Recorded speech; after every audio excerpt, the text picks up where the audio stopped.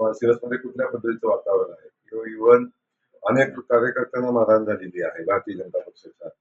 ज्या पद्धतीची मतं भारतीय जनता पक्षाने गावागावात घेतली त्यातून अनेक कार्यकर्त्यांना दमबाजी, मारहाण हे प्रकार झाले. त्यातून एक तर विषय असा समोर आला की आमचे तिथले माजी आमदार राम सातपुते यांच्यावर हल्ला करण्याचा प्रयत्न झाला.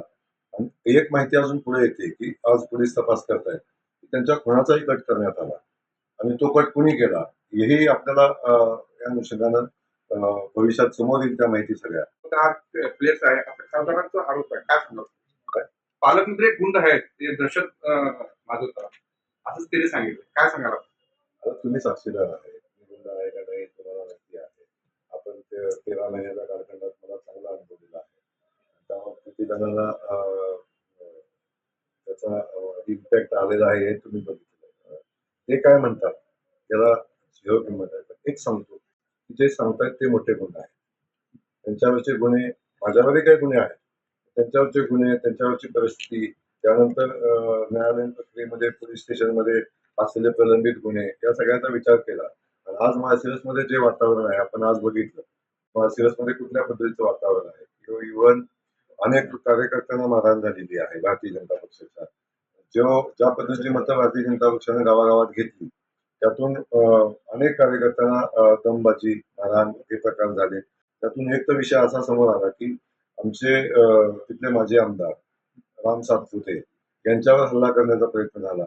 आणि एक माहिती अजून पुढे येते की आज पोलीस तपास करतायत.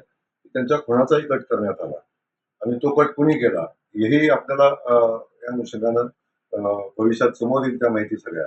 मग अशा पद्धतीनं कोण गुंड आहे, कोण काय आहे या संदर्भात आपल्या काही माहिती पुढे येतील आणि तेव्हा आपण त्यावर चर्चा नक्की करू. अजितदादांच्या विमानाचा जो अपघात झाला त्यावरून अजित पवारांनी पत्रकार परिषद घेतली आणि त्यामधून त्यांनी कंपनीवर गंभीर स्वरूपाचे आरोप केलेले आहेत आणि याची निष्पक्ष चौकशी सरकारने आणि त्यांचे सुरक्षा यंत्रणांकडे केलेली आहे. काय वाटतं अजित पवारांच्या सगळ्या? अजित पवारांनी जी भूमिका मांडलेली आहे त्याची चौकशी झाली पाहिजे. अवश्य त्याची चौकशी केली पाहिजे. त्या विमान अपघाताची चौकशी चालू आहे. ब्लॅक बॉक्स मिळालेला आहे त्या अनुषंगाने चौकशी होते. मला अधिकचं त्या संदर्भात बोलणं मी बोलणं उचित नाही. त्याची चौकशी चालू आहे आणि त्या सगळ्या चौकशा होतील. त्यासाठी वेगळं काय सांगायची आवश्यकता नाही. चौकशी चालू आहे. चौकशी त्यांचा आता संशयाची ते घातपातच आहे अपघात. त्याच्यामुळे चौकशी जी आहे ती भारतातल्या कंपन्यांवर देतात, भारतातल्या एजन्सी देतात, फॉरेन मधल्या एजन्सीचाही चौकशी दिली पाहिजे असं त्यांनी मागणी केली आहे. घराच्या आहे त्याची चौकशी झाली पाहिजे. कुठल्या एजन्सी मार्फत व्हावी हा विषय जो आहे तो माननीय तपास यंत्रणा ठरवतील आणि राज्य सरकार ठरवेल, केंद्र सरकार ठरवेल आणि त्याचा निर्णय